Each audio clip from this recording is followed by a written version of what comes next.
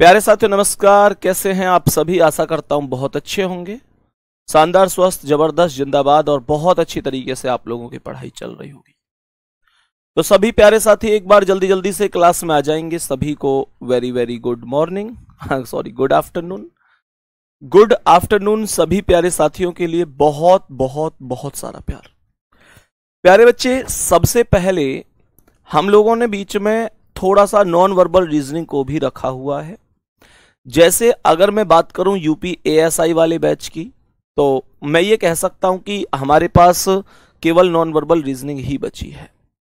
और मेरे प्यारे दोस्त, अगर मैं अपने रेलवे वाले बैच की बात करूं, जो हमारा एएलपी का बैच है, तो मेरे प्यारे गुड्डा, अगर मैं अपने रेलवे बैच की बात करूं तो उस बैच में अभी हमारे और भी टॉपिक बचे हुए हैं, लेकिन बीच बीच में हम नॉन वर्बल को भी पढ़ते हुए चल रहे होंगे। ठीक है, तो सभी प्यारे साथी एक बार आ जाओ। और जो क्वेश्चन आपके सामने इस समय बोर्ड पर दिखाई दे रहा है वो क्वेश्चन है वाटर इमेज और मिरर इमेज से। वाटर और मिरर इमेज के बारे में मैं बीच में पहले भी कुछ बता चुका था आपको, क्वेश्चन भी कराए थे कुछ लोगों को। लेकिन मेरे प्यारे साथी, अगर मैं आप लोगों से बात करूं तो नॉन वर्बल को जब हम पूरा ही कंप्लीट रूप से कर रहे हैं तो हमारा मन यह है कि हम बीच में सबसे पहले यहीं से ही शुरू करें। तो ये क्वेश्चन एकदम शानदार होंगे, डिफरेंट होंगे।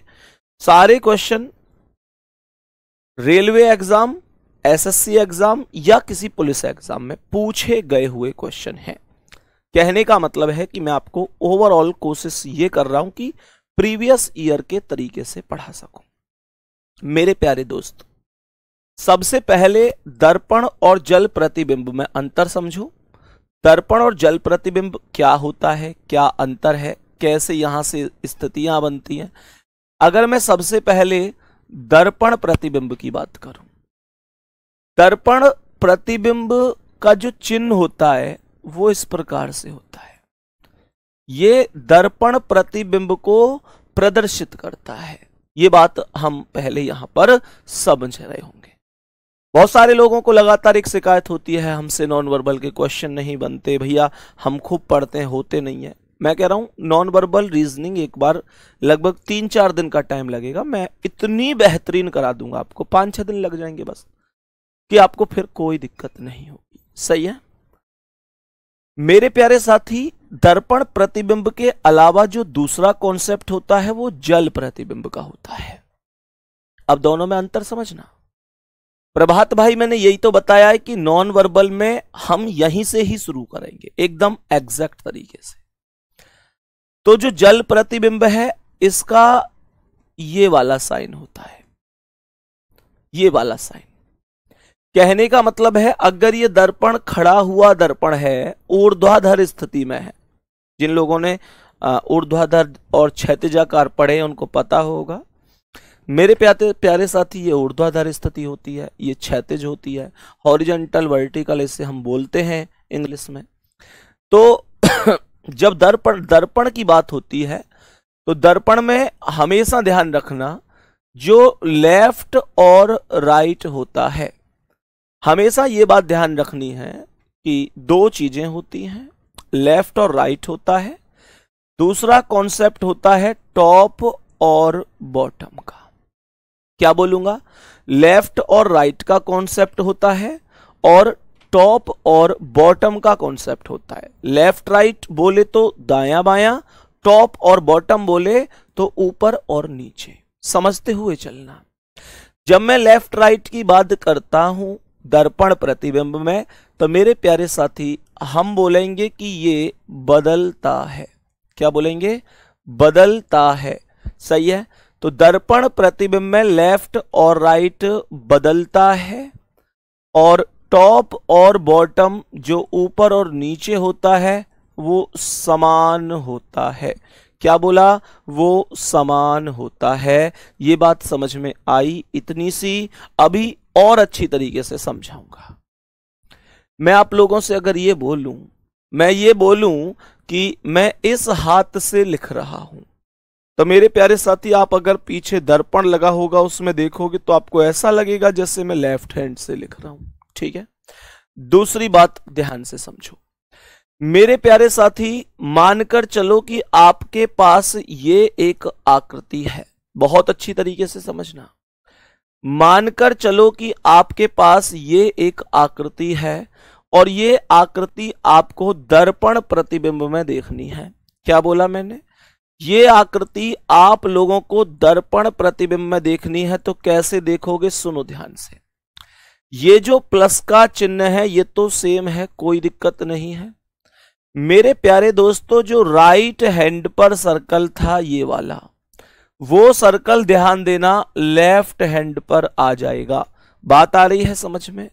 राइट हैंड वाला सर्कल, राइट हैंड वाला सर्कल लेफ्ट हैंड पर आ गया और जो ऊपर था वो ऊपर ही रहेगा, उस पर कोई प्रभाव नहीं पड़ेगा। बात समझ में आई कि नहीं? यहां तक सभी प्यारे साथी बताएंगे क्या बात समझ में आई है? भाई सिलेबस हल्ला मत मचाया करो क्लास में, कमेंट मत किया करो बार बार। मैं 4 दिन में सिलेबस को उल्टा सीधा करा के निकल जाऊं, कहूं कि सिलेबस खत्म हो गया, तो क्या कोई फायदा हो जाएगा तुम्हें? मेरे दोस्त, एग्जाम कोई ऐसे थोड़े ही है कि भाई एग्जाम की तुम्हें पता है कि 10 दिन बाद एग्जाम है कि भैया तुमने हमारा सिलेबस भी नहीं कराया। टीचर बहुत अच्छा पढ़ाना चाहता है, चाहे वो मैं हूं चाहे कोई और हो। टीचर हमेशा बहुत अच्छा पढ़ाना चाहता है। टीचर हर चीज को एकदम बेसिक से शुरू करके बेहतरीन लेवल तक आपको पढ़ाना चाहता है। पर जब आप लगातार बार बार उसमें कमेंट करके परेशान कर देते हो कि सिलेबस कब होगा कब होगा, मेरे भाई एक चीज मैं बता दूं बढ़िया तरीके से, सिलेबस की बात यह है, हम भी चाहते हैं कि जल्दी से जल्दी खत्म हो जाए, लेकिन सोच कर देखो कि अगर जल्दी जल्दी में कुछ चीजें रह गई, छूट गई, तो फिर उनका फायदा क्या है? तो मेरे भाई आप समझो बात को, जो मैं पढ़ा रहा हूं तरीके से पढ़ो, कोई जल्दबाजी नहीं है, कोई भी जल्दबाजी नहीं है। आपकी परीक्षा में इतना टाइम है कि सिलेबस भी हो जाएगा और आप प्रैक्टिस भी कर लोगे। बात आ रही है समझ में? इस वजह से रिक्वेस्ट कर रहा हूं, हाथ जोड़ के कह रहा हूं, प्लीज ज्यादा परेशान ना करें आप ऐसे लगातार कमेंट कर करके, ठीक है? तो ये हमारा दर्पण प्रतिबिंब हो जाता है। मेरे प्यारे साथी, जल प्रतिबिंब इसका एकदम उल्टा होता है। जल प्रतिबिंब में जो लेफ्ट और राइट होता है, जो लेफ्ट और राइट होता है वो हमेशा समान होता है। क्या बोलेंगे? वो हमेशा समान होता है। लेफ्ट और राइट हमेशा समान होता है। और अगर मैं बात करता हूं टॉप और बॉटम अर्थात ऊपर और नीचे की, तो टॉप और बॉटम क्या हो जाता है? बदल जाता है। इतना सा कॉन्सेप्ट सभी साथियों को समझ में आया कि नहीं? इतना सा कॉन्सेप्ट सभी प्यारे साथियों को समझ में आ गया? कहने का मतलब हुआ कि दोनों चीजें एकदम अपोजिट हैं, दोनों चीजें अपोजिट हैं। मेरे प्यारे दोस्त, दर्पण प्रतिबिंब में क्या बताया? लेफ्ट राइट बदलेगा, टॉप बॉटम समान रहेगा। जल प्रतिबिंब में लेफ्ट राइट समान रहेगा, टॉप और बॉटम बदल जाएगा। उदाहरण के तौर पर उस चीज को भी समझो, सही है? उदाहरण के तौर पर जल प्रतिबिंब को भी समझो। मानकर चलो आपके पास यही वाली आकृति एक बार पुनः है, यही वाली जो आकृति हम अभी पढ़ रहे थे, वो ऐसे ही एक और आकृति आ गई और यहां पर क्वेश्चन ने कहा कि बताओ इस आकृति की जल प्रतिबिंब आकृति क्या होगी। तो आप लोग कहोगे कि जो जो जो राइट वाला सर्कल है वो राइट में ही रहेगा, और दर्पण में मैंने क्या किया था? इसे लेफ्ट में लेकर आया था, सही है? तो मैंने आप लोगों से कहा कि दर्पण प्रतिबिंब में तो जो चीज थी वो अलग थी, और जल प्रतिबिंब में क्या है? लेफ्ट राइट समान है। अगर राइट पर सर्कल है तो राइट पर ही सर्कल है, लेकिन टॉप और बॉटम बदलता है, ऊपर और नीचे के कॉन्सेप्ट बदल जाते हैं। तो जो सर्कल ऊपर है वो सर्कल यहां नीचे पहुंच जाएगा। मैं उम्मीद कर सकता हूं कि आपको बढ़िया तरीके से ये सारी चीज समझ में आ गई होगी। बताओ भाई, सभी मेरे प्यारे साथी बताओ क्या इतना सा हमको सबको बेहतर तरीके से समझ में आया है? अब क्वेश्चन यहां से जो भी पूछे, जैसे भी पूछे, हम करते चलेंगे, कोई दिक्कत हमें नहीं होगी। इस चीज को बताओ, कॉपी कर चुके हो गुड्डा? करो जल्दी से कॉपी, जल्दी से इसे उतारो। फिर मैं क्वेश्चनों पर चलूंगा और तुम्हें समझाऊंगा, तुम्हें सिखाऊंगा कि कैसे बहुत जल्दी से आंसर किए जा सकते हैं। तो एक बार जल्दी से आप इसे कॉपी करेंगे, कोई दिक्कत हो किसी को तो बता देना, ठीक है? अब हमने कहा कि इसको हटा देते हैं। जो क्वेश्चन हमारे पास है वो क्वेश्चन दर्पण प्रतिबिंब का है। दोनों को दर्पण भी कह देता है। मेनली इस चीज को भी ध्यान रखना, जो MN लगा हुआ है वो किस तरीके से लगा हुआ है। सबसे पहले अगर मैं इस क्वेश्चन की बात करता हूं तो यहां पर ये लगभग उल्टा B बना हुआ है। तो सबसे पहला कॉन्सेप्ट तो ये है कि ये सीधा हो जाएगा। क्या बोलेंगे? सीधा हो जाएगा। पहले में सीधा है, दूसरे में सीधा है, तीसरे में सीधा नहीं है, गलत हो गया, चौथे में सीधा है। मात्र इस चीज से मैंने एक ऑप्शन गलत कर दिया और ऐसे ही हमें चीजों को करते चलना है। अब यहां पर जो ये ऊपर छायांकित है ये ऊपर ही छायांकित रहेगी, ये ऊपर ही छायांकित रहेगी। और कारण क्या है इस चीज का? कारण ये है कि ऊपर और नीचे कभी भी नहीं बदलता है, सही है। लेकिन इनमें, इसमें तो कोई छायांकित ही नहीं है। छायांकित मतलब वो वाली आकृति जो आप चेक कर सकते हैं, जो अंदर से रंगी हुई है। मेरे प्यारे साथी यहां नीचे रंगी हुई है। तो इस हिसाब से जो लास्ट वाला ऑप्शन है, जो लास्ट वाला ऑप्शन है, अर्थात ऑप्शन नंबर डी, अर्थात यूं कहूं कि ऑप्शन नंबर डी यही आपके क्वेश्चन का राइट आंसर होगा। यही आपके क्वेश्चन का राइट आंसर होगा। क्या इतनी सी कहानी हम सभी प्यारे साथियों को बढ़िया तरीके से समझ में आई है? क्या इतना सा कॉन्सेप्ट हम सभी प्यारे साथियों को बढ़िया तरीके से समझ में आया है?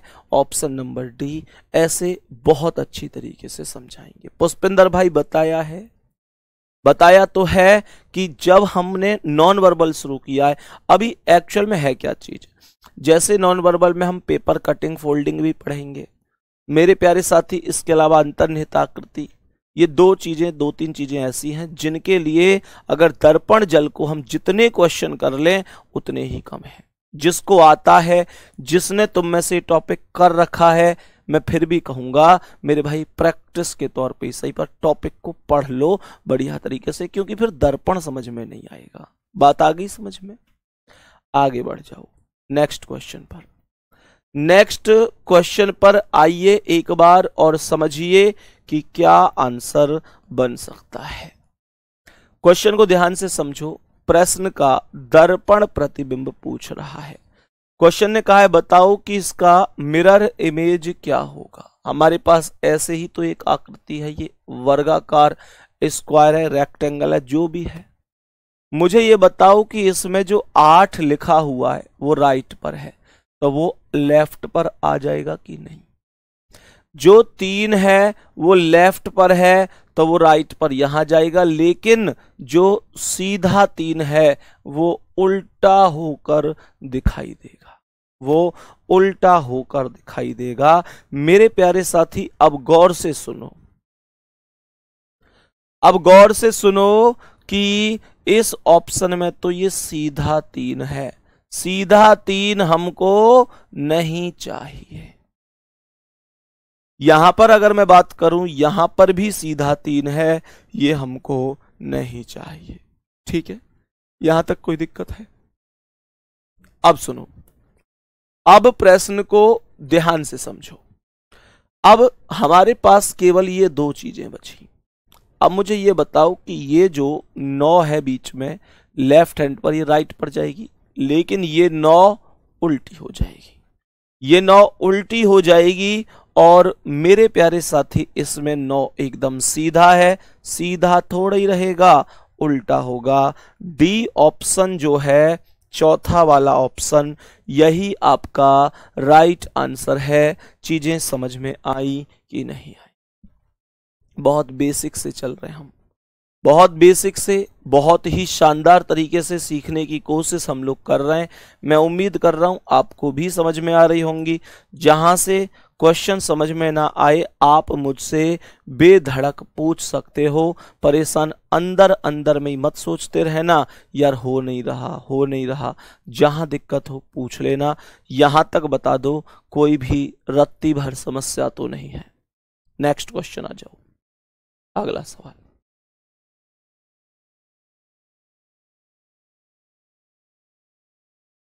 नेक्स्ट क्वेश्चन आ जाओ भाई, अगला सवाल क्या कह रहा है? अगले सवाल पर आ जाओ, क्या कह रहा है? मेरे प्यारे साथी, सबसे पहले ये चेक करो कि जो इस ट्रायंगल की चोंच है क्या वो लेफ्ट हैंड पर है। अगर लेफ्ट हैंड पर है तो कहां चली जानी चाहिए? राइट हैंड पर चली जानी चाहिए। मेरे प्यारे साथी, यहां राइट है, यहां राइट है, पर यहां लेफ्ट है। डी ऑप्शन गलत हो गया। जो ऑप्शन जिस स्टेप में भी गलत हो जाए उस ऑप्शन को दोबारा से किसी भी स्थिति में चेक करने की कोई आवश्यकता नहीं है। ठीक है, आगे समझो। आगे क्वेश्चन ने क्या कहा? अब मुझे ये बताओ कि यहां पर जो ये एक स्थिति बनी हुई है, इसे आयताकार, वर्गाकार, जो भी आप मानो, रेक्टेंगल, स्क्वायर, जो भी मानो, उसमें ये एक ऐसा है जो अंदर से छायांकित नहीं है। एक ऐसा है जो अंदर से छायांकित नहीं है, एक ऐसा है जो अंदर से छायांकित है। जो छायांकित है वो नीचे वाला है, तो वो नीचे वाला नीचे ही रहेगा। इसमें कोई भी छायांकित आकृति नहीं है। गलत कर दो। और इसमें छायांकित है ऊपर वाला। गलत कर दो, क्योंकि ऊपर और नीचे कभी नहीं बदलते। दर्पण में तो केवल और केवल लेफ्ट और राइट बदलते हैं।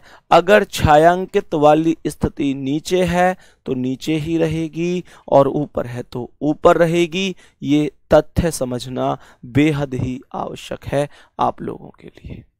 सही है?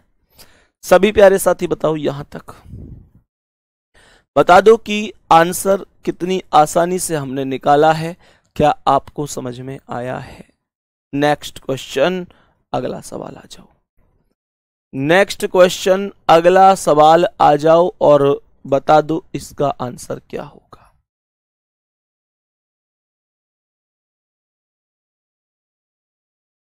यहां पर अगर मैं क्वेश्चन की बात करूं ना, यहां पर भी हमसे जो चीज पूछी गई है वो दर्पण प्रतिबिंब ही पूछी गई है। दर्पण प्रतिबिंब का ही कॉन्सेप्ट पूछा गया है। तो ध्यान से समझो। सबसे पहले मुझे ये बताओ, जो ऊपर ए है वो ऊपर ही रहेगा, क्योंकि ऊपर और नीचे तो कभी नहीं बदलते हैं। मेरे प्यारे साथी, यहां ऊपर ए है, और यहां ए नहीं है, ऊपर ए नीचे चला गया। कभी भी दर्पण प्रतिबिंब में ऊपर की चीजें नीचे नहीं जा सकती। हाँ, अगर जल प्रतिबिंब होता तो ऊपर की चीजें नीचे जाती, फिर सही था ये। लेकिन अभी दर्पण है। दर्पण क्यों है? क्योंकि ये जो पी क्यू लगा हुआ है ये ऊपर से नीचे की ओर लगा हुआ है। अगर पी क्यू लेटा हुआ होता, पी क्यू अगर ऐसे करके होता, बात आ रही है समझ में?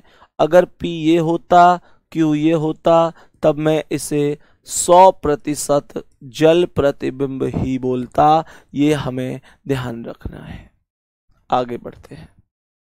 तो अब हमने क्या कहा कि एक ऑप्शन डी वाला एकदम गलत हो गया। अब ध्यान से सुनो।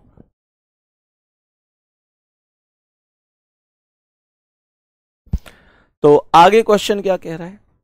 मेरे प्यारे साथी, अब एक बात बताओ, यहां पर क्या मैं ये कह सकता हूं कि ये जो स्थिति बनी हुई है, इसके राइट हैंड में यहां पर एक सर्कल बना हुआ है, छोटा सा, जो व्हाइट दिख रहा होगा आपको।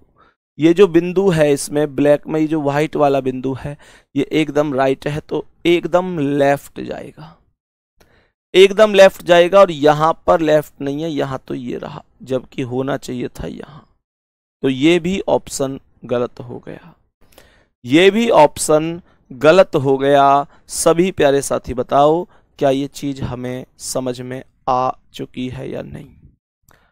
अब यहां पर चलती है बात जेड की। भैया जो जेड सीधा है वो नीचे कैसे दिखना चाहिए, ऐसे, ऐसे दिखना चाहिए उल्टा। पर बी ऑप्शन में तो अभी भी सीधा दिख रहा है, तो ये गलत ऑप्शन होगा। सी ऑप्शन राइट आंसर हो जाएगा, सी ऑप्शन राइट आंसर हो जाएगा। बात यहां तक सबको समझ में आ गई या नहीं, यहां तक सभी प्यारे साथी बताएंगे।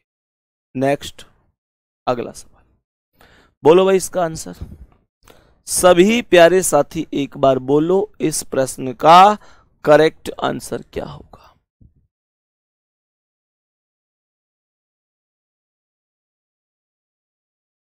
बताओ भाई जल्दी से, सोच समझ के आंसर बताइएगा, कोई जल्दबाजी नहीं है, बहुत आराम से बहुत तसल्ली से आंसर बताइए, कोई भी जल्दबाजी नहीं है, आराम से बताओ आंसर क्या होगा।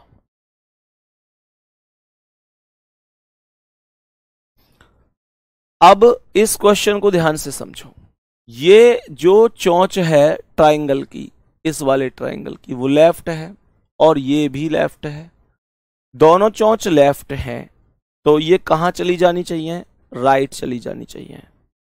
ये लेफ्ट है गलत, ये लेफ्ट है गलत, ये राइट है, ये राइट है, ये ठीक हो सकता है, ये ठीक हो सकता है। अब सुनो तो ध्यान से मेरे प्यारे साथी, अब सुनो। अब ए और डी में क्या अंतर है और कैसे हम अंदाजा लगाएंगे।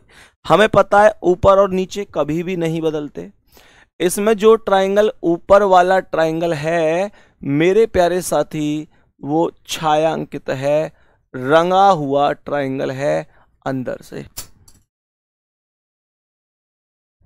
वो छायांकित है, रंगा हुआ ट्रायंगल है अंदर से। तो मेरे प्यारे साथी मुझे एक बात बताओ, ऊपर रंगा हुआ है, बेशक लेफ्ट वाली स्थिति राइट में जाएगी, पर रंगा हुआ तो ऊपर वाला ही रहेगा। और यहाँ ऊपर वाला नहीं रंगा हुआ है, बल्कि इसका उल्टा नीचे वाला रंगा हुआ है, तो ये भी गलत है।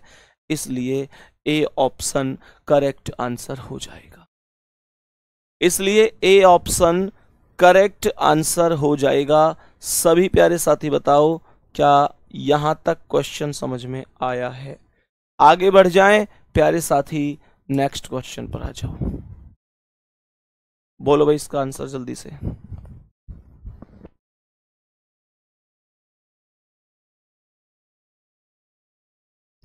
बताओ सभी प्यारे साथी। अब सुनो ध्यान से, सभी प्यारे साथी एक बार बहुत अच्छी तरीके से ध्यान से सुनो।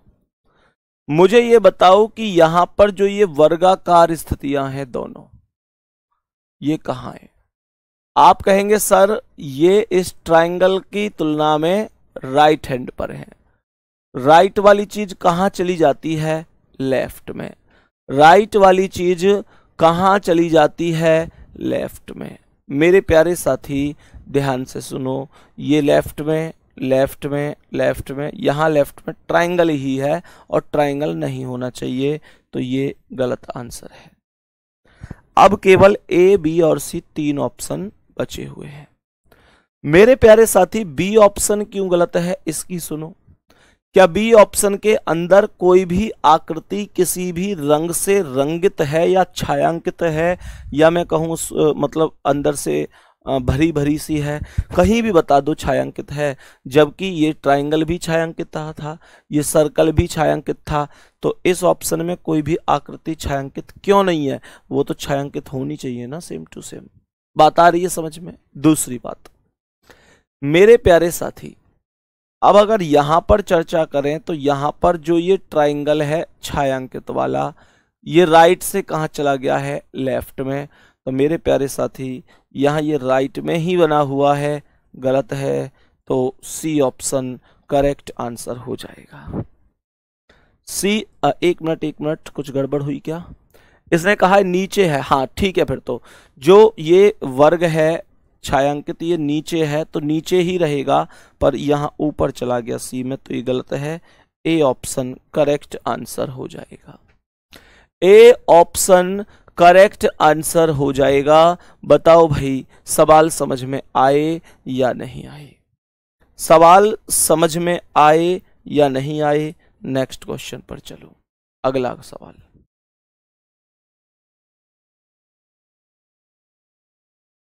बोलो इसका आंसर।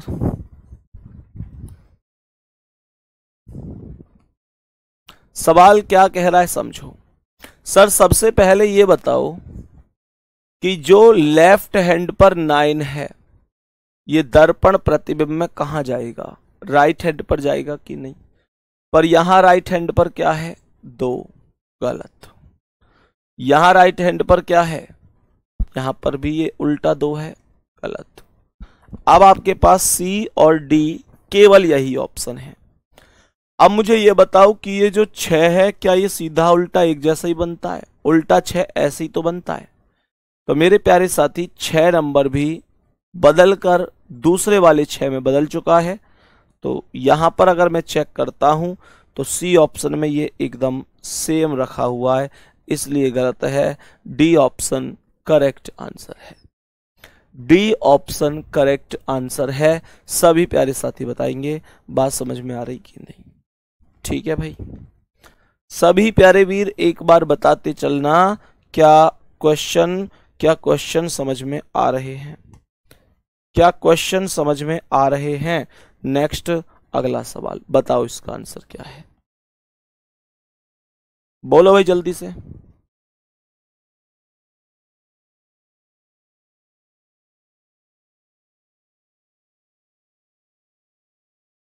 बताओ भाई सभी प्यारे साथी एक बार जल्दी से, क्या आंसर होगा इसका?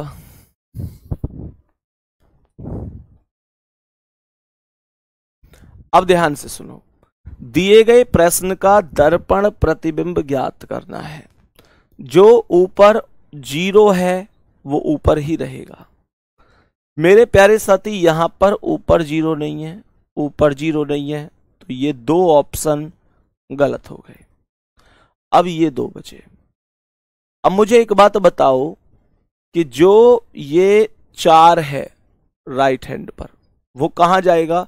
इस सर्कल में लेफ्ट हैंड पर, लेकिन उल्टा चल पाएगा, उल्टा चल पाएगा।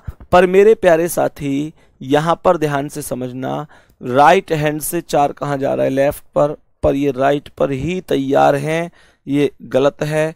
तो पहला ऑप्शन करेक्ट आंसर हो जाएगा। Option number A will be correct answer.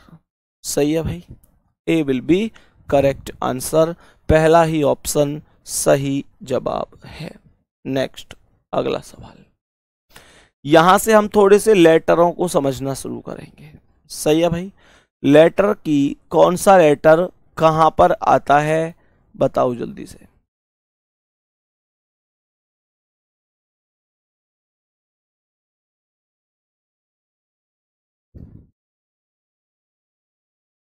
बताओ भाई सभी प्यारे साथी।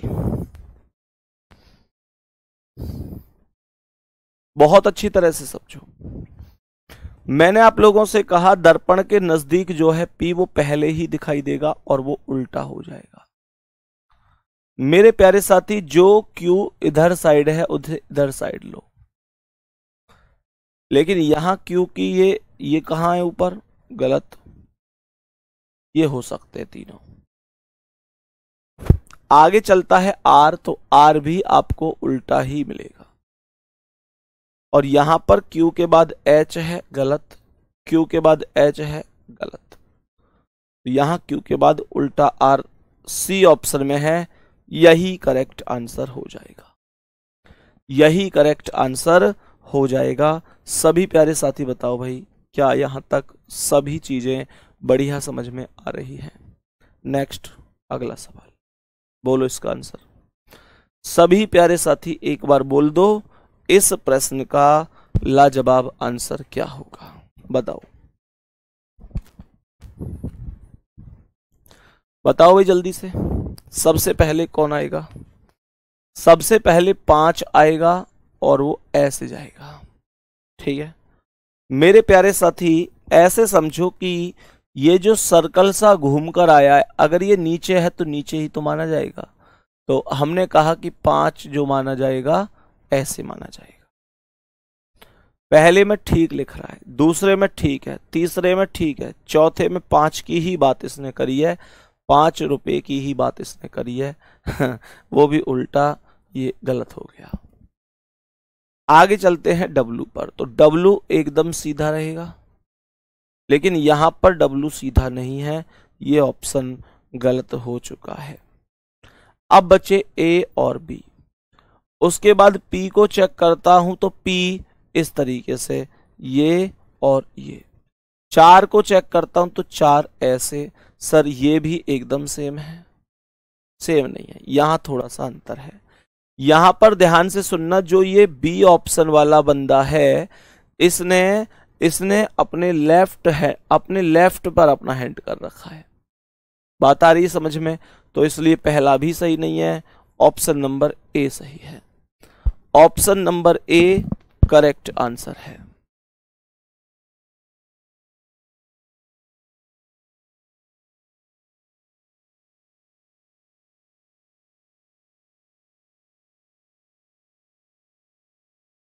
चलो यहां तक बताओ भाई, बात समझ में आ गई कि नहीं? क्या यहां तक सभी प्यारे साथियों को एकदम ओके है मामला? नेक्स्ट क्वेश्चन आ जाओ, अगला सवाल लाओ। बताओ भाई इसका आंसर क्या है जल्दी से।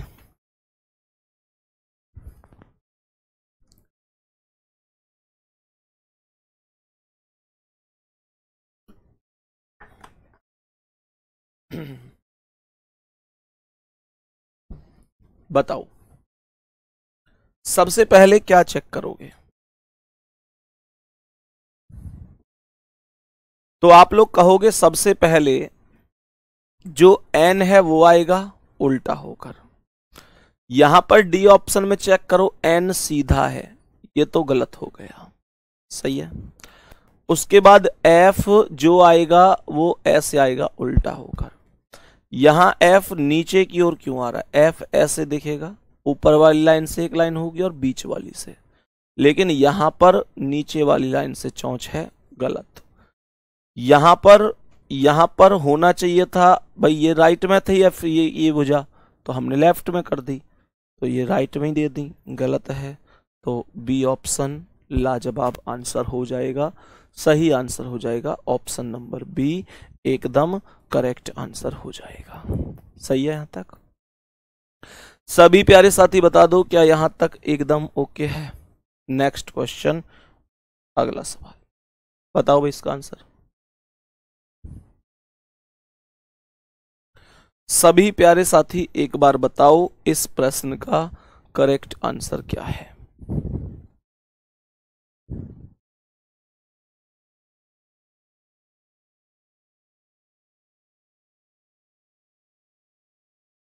बताओ भाई सभी प्यारे साथी।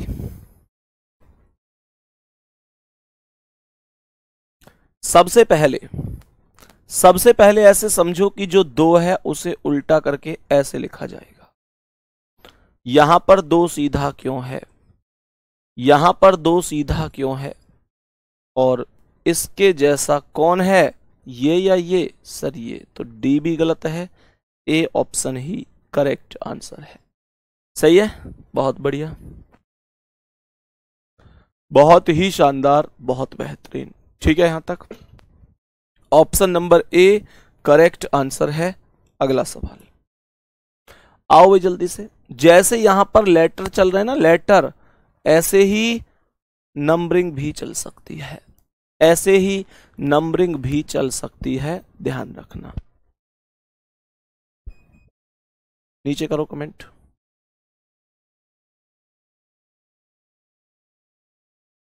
बताओ भाई, सभी प्यारे साथी बताएंगे तो मैंने कहा ये जो एस है ये मेरे प्यारे साथी ऐसे दिखेगा उल्टा। यहां पर एस से शुरू नहीं है, यहां पर एस से शुरू नहीं है। अब ये दोनों बन सकते हैं। उसके बाद ई ऐसे आएगा, इसमें भी सेम है, इसमें भी सेम है। उसके बाद एन भी दोनों में सेम है, फिर आई भी दोनों में सेम है, एल भी दोनों में सेम है, ये भी दोनों में सेम है। फिर डी के बाद क्या आएगा? ए। भाई इसके बाद यही तो है, और यहां पर डी के बाद क्या आ रहा है? ई। तो ये गलत हो गया, सी ऑप्शन करेक्ट हो गया। सी ऑप्शन करेक्ट आंसर हो गया। यहां तक किसी साथी को कोई समस्या? नेक्स्ट क्वेश्चन बढ़ो, अगला सवाल बोलो, इसका आंसर क्या है? बताओ भाई, जल्दी से बताएंगे सभी प्यारे साथी, इसका करेक्ट आंसर क्या होगा? बताओ। अब सवाल क्या कह रहा है? तो सवाल ने कहा सबसे पहले टी मिलेगा ऐसे, ये दोनों में मिल रहा है और इन दोनों में नहीं मिल रहा है। उसके बाद एन यहां दोनों स्थान पर सेम है, एन के बाद 9 आएगा, लेकिन यहां 4 है तो ये भी गलत है। तो बी ऑप्शन करेक्ट आंसर है। बी ऑप्शन करेक्ट आंसर है। यही सवाल का सही जवाब हो जाएगा। सही है, बहुत बढ़िया। समझ में आ रही हैं चीजें? सभी प्यारे साथी एक बार बताएंगे समझ में आ रही हैं चीजें प्रॉपर और शानदार तरीके से। नेक्स्ट क्वेश्चन आओ, 15वां सवाल। 15वां सवाल आ जाओ, क्या आंसर होगा? बोलो जल्दी से, बताओ भाई। सभी प्यारे साथी बताओ क्या आंसर हो सकता है, करो कोशिश। तो सबसे पहले यहां पर ऐसे समझो कि ये दर्पण प्रतिबिंब नहीं है, इसलिए जल्दबाजी में कोई भी आंसर नहीं करेगा। ये दर्पण प्रतिबिंब नहीं है, ये जल प्रतिबिंब है। तुम कहेंगे कैसे? ऊपर भी दिया है और पी क्यू इस तरीके से लेटा हुआ दिया है, ध्यान रखना। हमने यहां पर क्या बोला? यहां पर सबसे पहले जो एन है वो ही आएगा, जो एन है वो ही आएगा। और यहां पर सबसे पहले क्या है? 8 है, तो ये पहला गलत हो गया। मेरे प्यारे साथी, एग्जामिनर इतना चालाक है कि पहले ऑप्शन पर ही दर्पण प्रतिबिंब बनाकर रख दिया है। NLAW28 को पहले ही ऑप्शन में दर्पण प्रतिबिंब बनाकर रख दिया है, ताकि एग्जामिनर को यह लगे कि ये तो बहुत ही आसान क्वेश्चन है, जबकि ऐसा नहीं है। आगे क्या कह रहा है? आगे क्वेश्चन क्या कह रहा है? उसके बाद एल आएगा, लेकिन एल ऐसे आएगा। भाई मैंने क्या कहा था? ऊपर की चीजें नीचे, नीचे की चीजें ऊपर होती हैं। जो ये लाइन है ये अभी भी सेम है, पर जो लाइन के नीचे वाले बिंदु से इस तरीके से स्थिति है वो ऊपर वाले बिंदु पर चली जाएगी, तो ये स्थिति हमारी बन रही होगी। मैंने आप लोगों से क्या बोला? यहां लेफ्ट को है, तो डी ऑप्शन गलत हो जाएगा। डी ऑप्शन गलत हो जाएगा। यहां तक कोई दिक्कत समस्या मेरे भाई? आगे बढ़ जाऊं? आगे क्वेश्चन को समझो फिर से क्या कह रहा है। अब ये दो ऑप्शन बचे। अब ए की बात करूं तो ए उल्टा होकर ऐसे दिखेगा, डब्ल्यू एकदम सेम दिखेगा। डब्ल्यू एकदम, अच्छा सॉरी, डब्ल्यू सेम क्यों दिखेगा? दर्पण नहीं है, जल है ये, तो डब्ल्यू भी बदल कर हो जाएगा और एम दिखेगा। और एम कहाँ? ये रहा, बी ऑप्शन करेक्ट है। यहां पर तो ये डब्ल्यू डब्ल्यू ही दिखाई दे रहा है, तो इसलिए हमने कहा option number B correct answer हो जाएगा। करेक्ट आंसर हो जाएगा ऑप्शन नंबर बी। बोलो यहां तक कोई समस्या साथी किसी को? यहां तक किसी भी साथी को कैसी भी कोई भी समस्या हो तो बता सकता है, बी ऑप्शन करेक्ट आंसर हो गया है। नेक्स्ट अगला सवाल, ये आकृति है भाई, ये आकृति है, सोचो आंसर क्या होगा।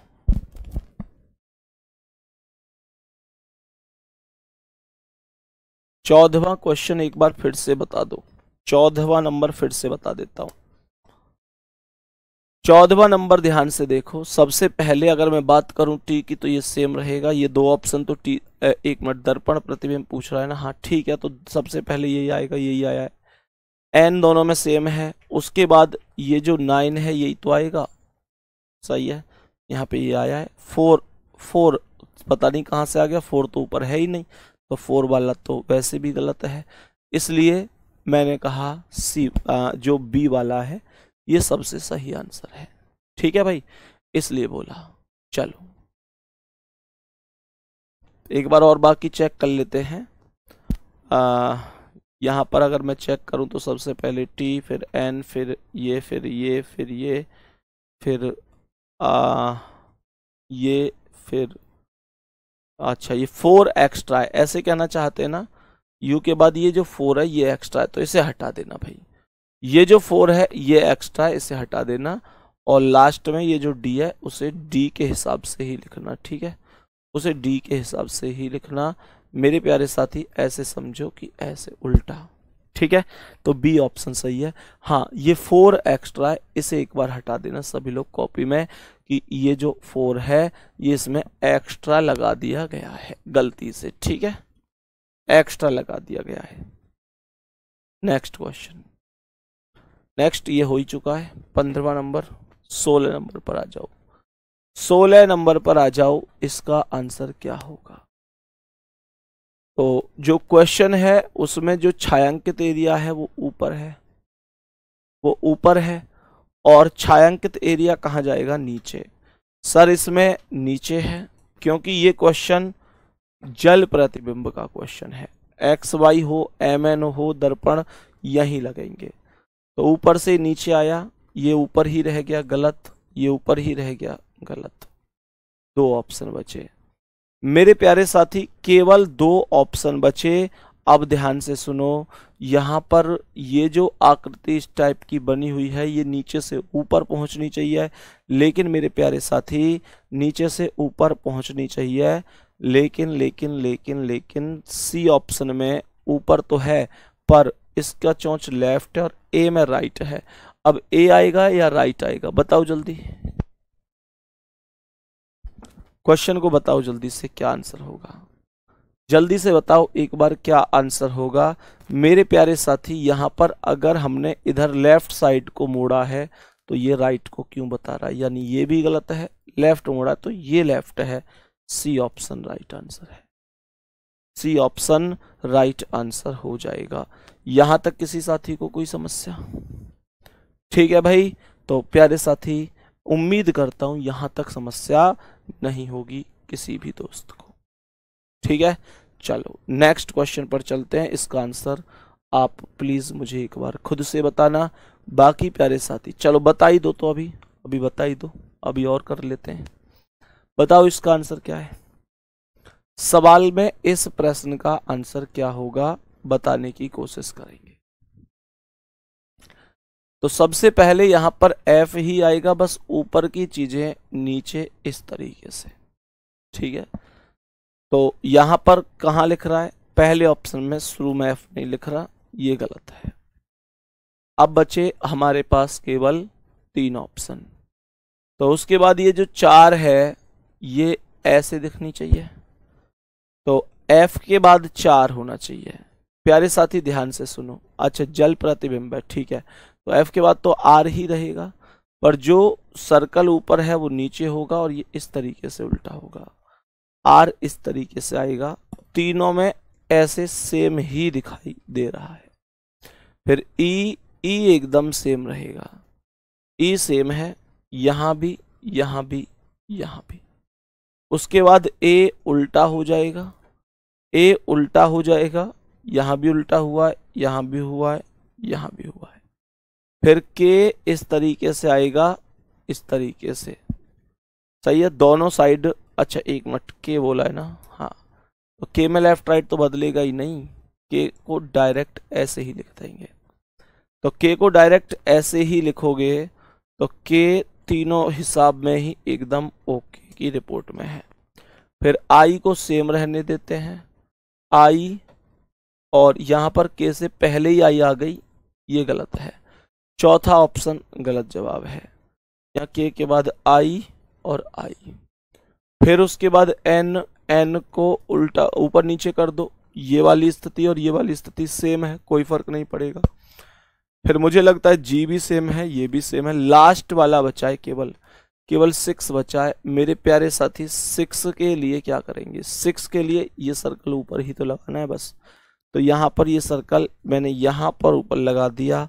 सी ऑप्शन राइट आंसर हो गया, कोई दिक्कत नहीं है। ठीक है, सी ऑप्शन राइट आंसर हो गया, कोई दिक्कत परेशानी नहीं है, यहाँ तक कोई दिक्कत नहीं है। ठीक है, यहाँ तक सही है। तो प्यारे बच्चे, बाकी हम अगली क्लास में यहाँ से आगे कंटिन्यू कर रहे होंगे बढ़िया तरीके से। ठीक है, उम्मीद करता हूँ इतना समझ में आया होगा। अगली क्लास में मिलते हैं। ऑल द बेस्ट, धन्यवाद, नमस्कार।